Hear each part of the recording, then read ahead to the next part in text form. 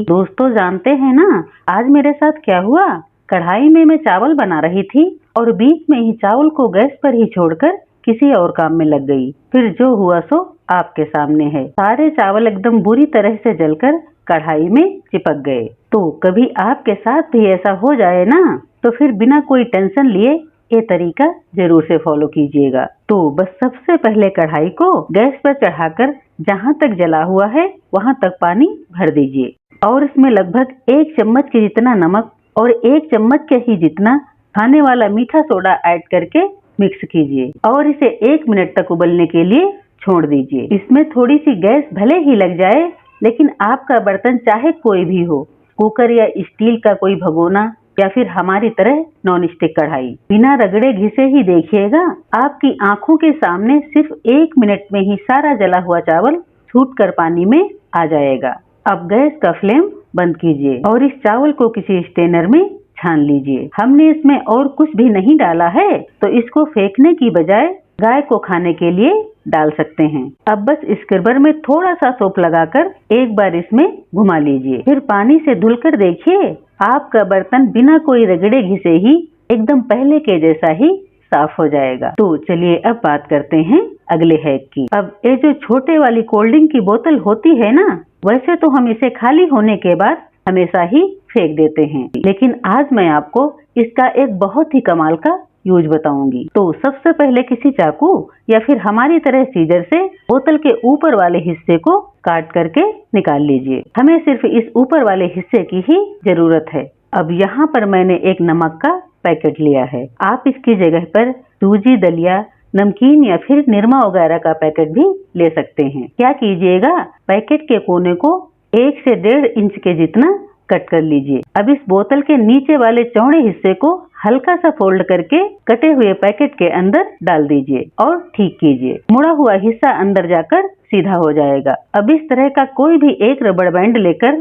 Packet को बोतल के मुंह के ऊपर कुछ इस तरह से रबड़ बैंड से अच्छे से सिक्योर कर लीजिए। और अब देखिए इसका असली कमाल। चीजों को इजली ही बर्तन में डालकर फिल कीजिए और बचे हुए सामान को वापस से ढक्कन लगाकर इन्हें कहीं भी रखिए। तरीका छोटा सा है, पसंद आया हो तो एक लाइक जरूर से कीजिएगा। तो अब बात करते हैं अगले हैक की। खासकर गर्मियों में ना ये प्रॉब्लम तो हर लेडीज को होती है। कई बार हमें शादी पार्टी में जाना रहता है। ऐसे में अगर हम चाहते हैं कि थोड़ा बहुत मेकअप करके जाएं, तो चाहे हमारे बिंदी का ग्लू हो या फिर हमारे लिप लाइनर, काजल, पेंसिल वगैरह, या फिर हमारी लिपस्टिक ही क्यों न हो, गर्मी पसीने के कारण ये सारी चीजें हमारे चेहरे पर फैलने लगती हैं। तो जब भी आपको पार्टी फंक्शन में जाना हो ना, तो फिर क्या किया करें, 15-20 मिनट पहले ही इन सारी चीजों को कुछ देर के लिए फ्रिज में लगा दिया करें। वैसे मैं तो पूरी गर्मी ही इन सारी चीजों को इसी कॉर्नर में रखती हूँ। अब जब आप इन्हें 15-20 मिनट के बाद यूज करेंगे ना तो आपकी बिंदी छूटकर नीचे गिरेगी और ना ही काजल, लिपस्टिक फैलकर आपके चेहरे का लुक बिगाड़ेंगी। अब अगला हैक्स हम सभी के लिए बहुत ही खास है। देखिए, कई बार हमें अपने बालों में मेहंदी लगानी होती है और उस टाइम हमारे पास ग्लव्स नहीं होते हैं। अब हमारे हाथ गंदे ना हो तो फिर हम उसके लिए इस तरह की पॉलीथीन का सहारा लेते हैं। लेकिन सिर्फ हाथों में पॉलीथीन पहन लेने से हमारी प्रॉब्लम पूरी तरह से सॉल्व नहीं होती है। इस तरह से काफी सारी मेहंदी भी वेस्ट हो जाती है और लगाने में प्रॉब्लम होने के साथ ही पॉलीथीन फटकर हमारे हाथों को गंदा भी कर देती है। तो जब भी पॉलीथीन का यूज करें ना, तो इनके हैंडल को इस तरह से चूड़ी में फंसा लें या फिर नॉट लगा लें। उसके बाद एक्स्ट्रा पॉलीथीन को इस तरह दोनों तरफ से लाकर बीच में इकट्ठी करके ट्विस्ट कर लें। अब ऐसा कोई बड़ा सा रबड़ बैंड लेकर हाथ की कलाई में पहन लें और एक्स्ट्रा पॉलीथीन को ठीक करते हुए ना एक फंदा अंगूठे के ऊपर भी चढ़ा लें। इस तरह से पॉलीथीन अच्छे से सिक्योर हो जाती है। फिर ये एकदम ग्लव्स के जैसा ही काम करती है। और सबसे बड़ी बात है, मेहंदी लगाते टाइम कानों के साइड या फिर मत्थे के साइड इधर उधर फैलती नहीं है। अब मैं आपको इन्हें हाथों से निकाल कर दिखाती हूँ। देखिए, हाथ भी पूरी तरह से साफ हैं। एक बात और, अगर मेहंदी लगाने के बाद आपके बालों में रूखापन आ जाता है या फिर पंखे के नीचे बैठकर मेहंदी जल्दी सूख जाती है, तो फिर एक बड़े साइज की पॉलीथीन को लेकर इस तरह से अपने सर के ऊपर पहन लीजिए और एक्स्ट्रा पॉलीथीन को पीछे ले जाकर ट्विस्ट करके अंदर के साइड फंसा दीजिए। अब चाहे तो पंखे के नीचे बैठें या फिर तकिए पर सर रखकर सो जाएं। इस तरह से आपके कपड़े भी गंदे नहीं होंगे और आपकी मेहंदी जल्दी सूखेगी भी नहीं। देखिए, अब गर्मियों की छुट्टियां स्टार्ट हो चुकी हैं। ऐसे में हमारे बच्चों को ना कुछ दिन भर चटर पटर खाना होता है, तो आज मैं कुछ ऐसा ही बनाने वाली हूँ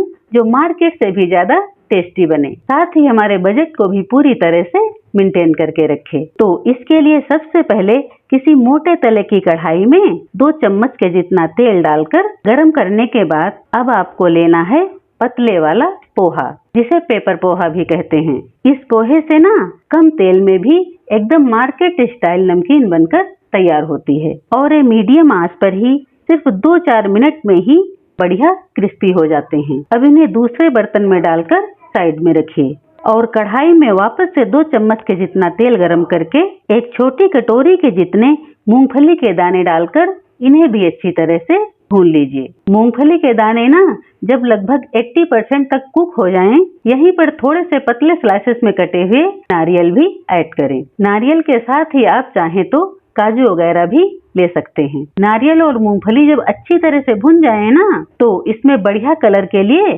थोड़ी सी हल्दी पाउडर और बढ़िया फ्लेवर के लिए थोड़े से कड़ी पत्ते भी ऐड करें और इन्हें भी अच्छी तरह से पका लें। अब कढ़ाई में भुने हुए पोहे ऐड करने के बाद गैस का फ्लेम बंद कर लें और इन सारी चीजों को अच्छी तरह से मिक्स कर लें। अब इसमें बढ़िया मार्केट वाला टेस्ट लाने के लिए ना यहीं पर कुछ मसाले भी ऐड करें। 1.5 चम्मच के जितना धनिया पाउडर, 2 चम्मच के जितनी पिसी हुई चीनी, आधा चम्मच लाल मिर्च पाउडर, खटास के लिए आमचूर पाउडर और साथ में स्वाद के अनुसार नमक। अब इन सारे मसालों को मिलाने के बाद एक बार खाकर चेक कर लीजिए। नमक मिर्च मसाला वगैरह जो भी कम लगे ऐड कर लीजिए। चाहो तो इसमें ऊपर से थोड़े आलू भुजिया नमकीन और थोड़े से बेसन के गट्टे भी ऐड कर लो, इसमें थोड़ी सी रिचनेस और बढ़ जाएगी। तो इस तरह से कम खर्चे में एकदम चटपटी खट्टी मीठी टेस्ट वाली पोहा मूंगफली नमकीन बनाकर रख लो। पूरी गर्मियां अपने बच्चों और मेहमानों के साथ एंजॉय करो। और हाँ,